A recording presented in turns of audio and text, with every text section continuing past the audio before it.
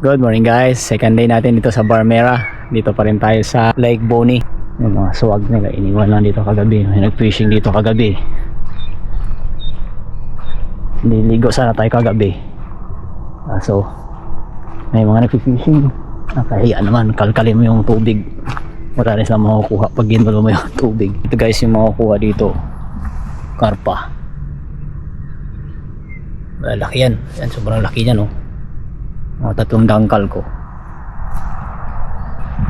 Dito pag nakakuha ka ng karpa, hindi na binabalik kasi ano na yan invasive na dito. Wala masyadong kumakain, wala din silang predator, kaya dumadami. Kaya pag nakakuha kayo din ng karpa sa lake, sa mga river, huwag nyo na ibalik kung ayaw nyo naman kainin. Yan, kaya katuwaan lang nila. Pero ang ganda nito, mga patay na kahoy. Pwede pang cover ng album, hindi kaya pang background ng music video. Dito kayo mag-shoot ng music video. Sabihin nyo yan, ang ganda. Guys, luto na tayo ang masal.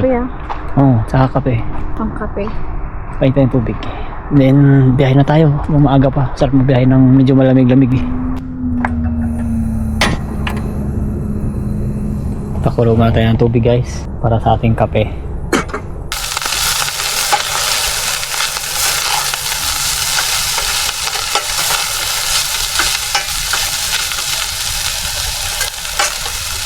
Lagyan natin ng konting hot water para mag-steam na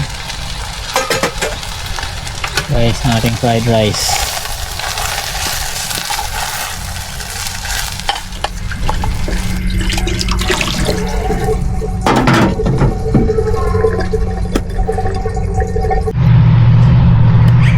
Parang nag-ulan dito. Ba't basa yung lupa? Ano? Basa. B8 dun oh. Woo!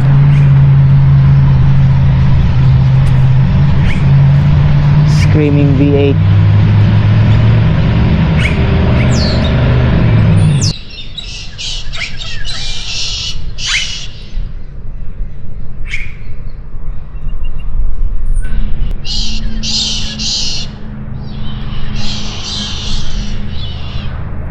At kung gusto mo pa ng Buhay Australia content, follow for more!